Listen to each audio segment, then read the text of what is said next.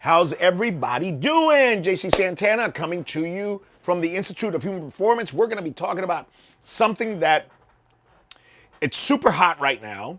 My friend Cal Ditz is the foremost authority that I have found in the world on this particular subject matter, which is isometrics. I recommend his book, Triphasic Training.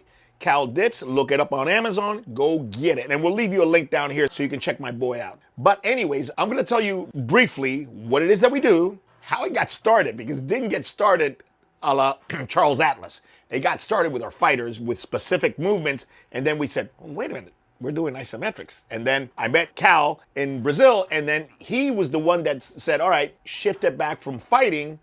Now look at this isometric training that you've done for a long time and started with when you were 12, 13 years old, and see how it can help your personal training clients and how you can stick it into the hybrid training. And I went, uh-oh, bing. So we want to discuss that with you very fast, so it's going to move quickly. More systems and more methods are coming, all right? I got a little presentation here. We're going to be looking at basically isometrics, okay, which are holds, a certain range of motion, 90 degrees, 70 degrees, 60 degrees of flexion of the knee, of the shoulder, of the elbow, etc. And then we're also going to look at a little something that we do. We call it stages. All that is isometrics at different angles, okay? And there's some research to show, obviously, that if you do isometrics at different angles, your big strength transfer really covers a larger range of motion than if you just did isometrics at one range of motion like 90, okay?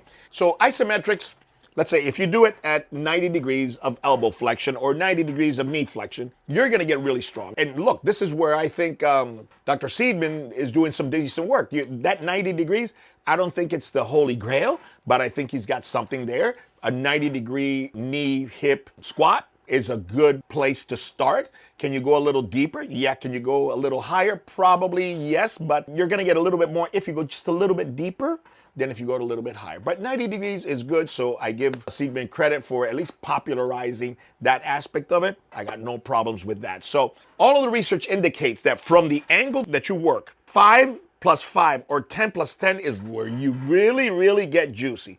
But you can go 20 to 20, that's where you get a significant transfer. But that real juicy transfer occurs at plus or minus 5 to 10 from the angle that is being worked, okay? So that's your magic. So if you want to cover, let's say 10 degrees, 20 degrees, you work at 90 and you got your 100 and you have your 80. So from 80 to 100 degrees, boom, you're good. If you want to cover a little bit more strength for whatever reason, then you can do stages at, instead of at 90, you go maybe 80, 90, and 100. And now you've got 110 and you have 70. So you go from 70 to 110. So you can cover more range if you want to approach it from a staged isometric standpoint or working different angles. That's another way to do it, okay? So I want to show you basically what an isometric is for those of you who are just starting and some of the exercises that we use that are pretty cool. So of course, why do we love the Smith machine? We just got the Smith machine about 3 years ago. Perform Better, all right? If you need a Smith machine, Perform Better's got that Nautilus. We love it. And even Chris said, you're going to get a Smith machine and a calf machine? I go, yep, we're doing some stuff with it. And isometric split squats, isometric staggered stance squats was one of the reasons, because we could stabilize the system. So of course, here you go.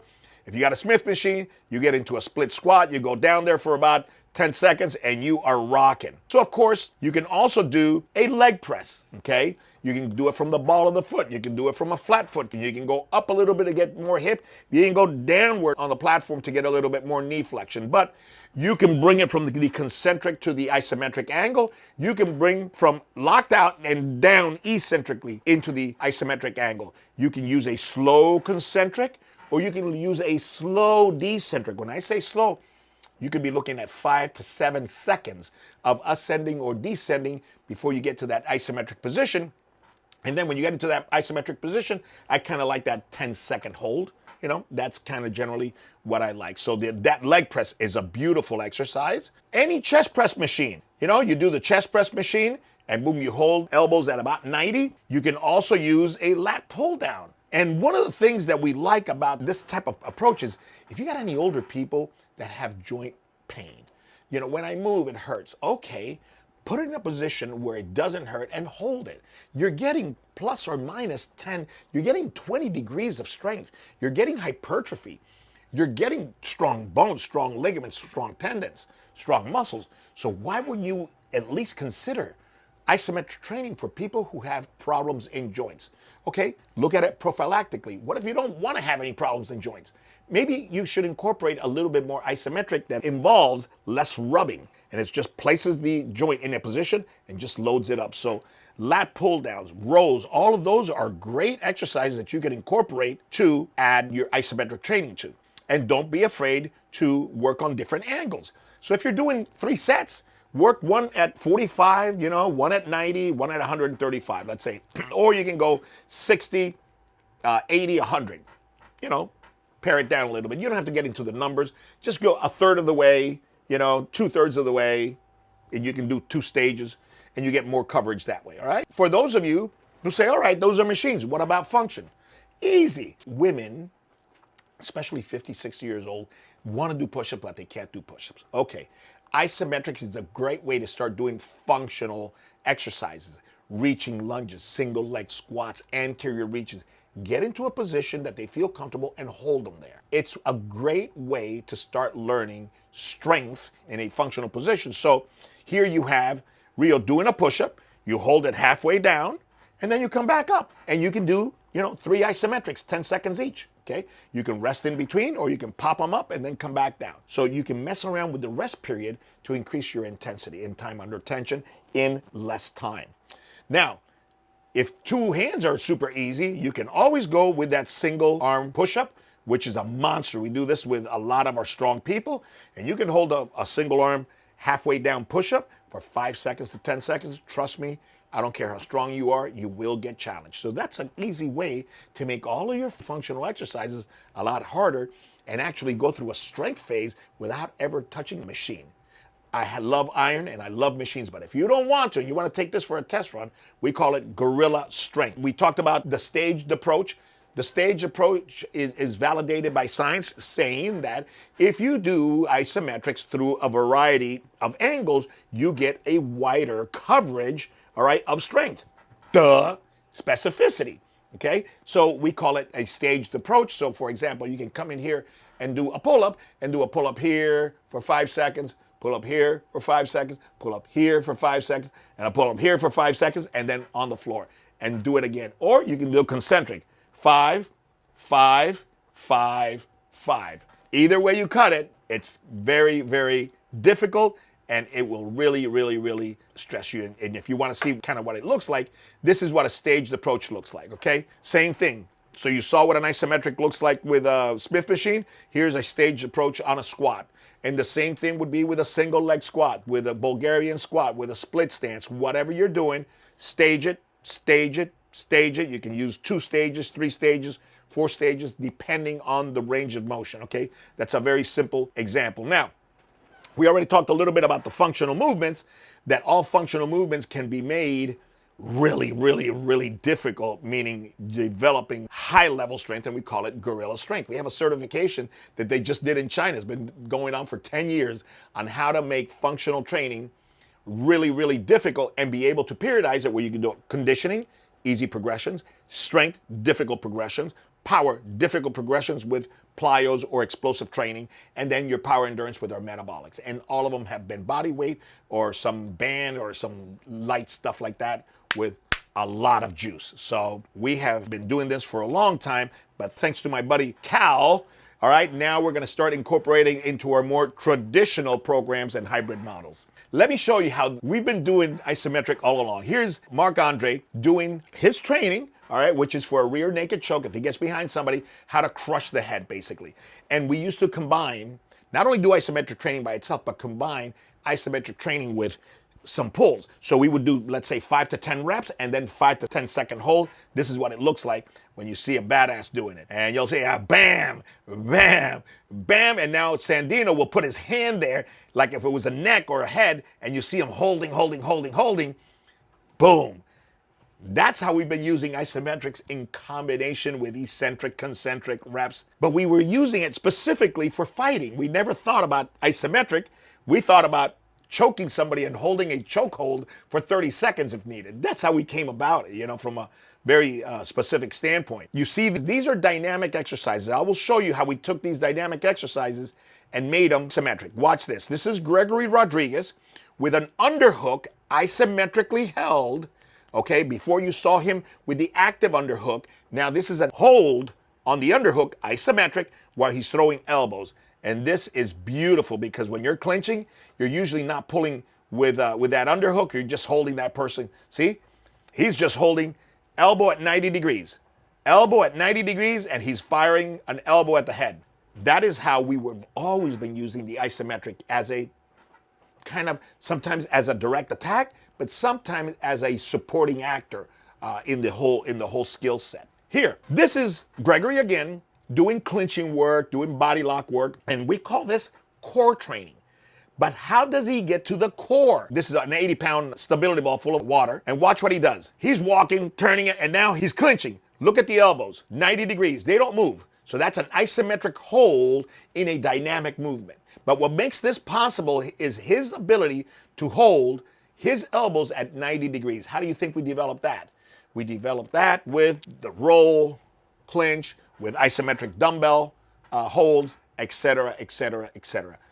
Again, we never thought, like Cal, of using traditional models of isometric. Frankly, I left that behind in the 70s and in the early 70s, kind of left that behind, that concept of traditional exercises. The only time that I used isometrics was when I was doing powerlifting and we needed to improve a certain range of motion from a deadlift, from the squat, or the bench press. We used isometrics. Outside of that, we never thought of using it, and I don't know why. But Cal really woke us up. Now, remember some of those dynamic moves? Now, here is a dynamic move of a clinch, okay, one of our fighters, and now he's holding. Watch what happens with his hand. This hand is going to be holding isometrically while the right hand attacks. Notice that he's moving around, but the left hand does not stop on the clinch. It's the right hand that's throwing. Got it? So that, again, that's isometric. And how do we do that? Conditioning phase, we move. Strength phase, we hold. Power phase, we do this. Boom, bam, bam, and we combine it. I'm going to give you a little sample of programming. Real fast sample of how it looks like. This is a triplex template, okay? You can see that on a full day, you can do iso for the legs, iso for the chest, and iso for the back. This is great for 2 days a week, and you're doing a 3-4 week of strength phase. All your traditional lifts, banging. Eccentric to isos, concentric to isos, whatever you want. And then you unload it with your second exercise. That's the functional exercise. So you go up top, traditional, isometric, choose machine, barbell, dumbbell, whatever you want. If you're working legs, then you're going to go functional chest. And then the third exercise, choose any rehab, range of motion, anything that you like, okay? You go through that first triplex as many times as you want. The second triplex, it's chest time. So you do your iso in your chest, 10 seconds. And then on the second, okay, now you do your functional legs. That could be a reaching lunge, anterior reach, anything like that, all right? And then third, you do a rotational exercise, 10 o'clock, 2 o'clock, diagonal chop with a band, anything like that. And you do 3 or 4 rounds of that triplex. When you're done with those 3 or 4 rounds, you go to your third triplex and you have your back iso. It could be a lat pull down, it could be a cable row, it could be a dumbbell row, anything. Hold it for 10 seconds, then you go to unloading your push or your legs. Take your pick. You unload that and then you do an anterior or posterior core. And you do 3 or 4, and that's what a workout looks like. If you want to see the real workout, there it is. Boom, complex 1, complex 2, and complex 3. 3 sets of each. You can go all back. You do 3 complexes all back, because today is not a full day like the other one. This one is a single day. Let's call it back exercise. 15-second isometric pull-up, okay? Just hold. Bam.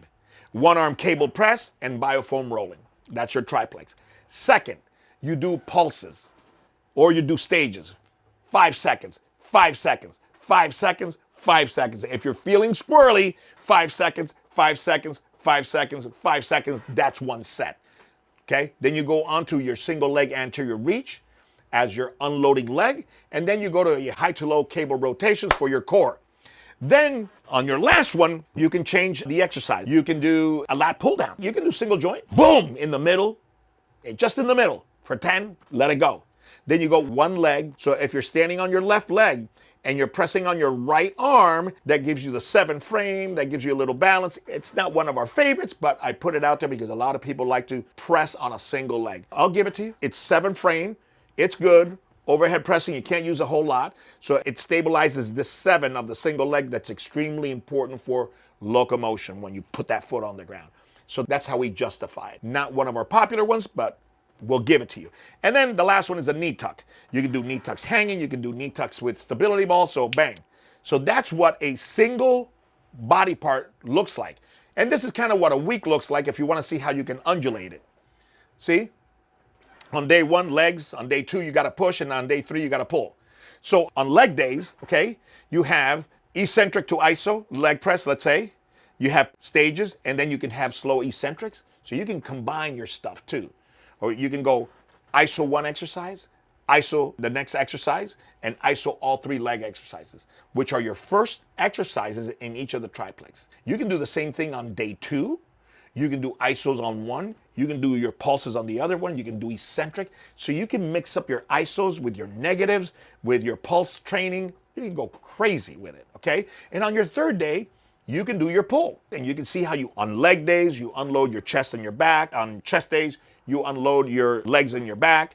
And on back days, you unload your legs and your chest. And you throw in some core exercise, some rotational exercise, some anterior, posterior core, some rehab, and you get yourself a very, very, very nice, eclectic 3-day program where you can do just about everything. This is kind of like how we're working. This is what our system is going to be like.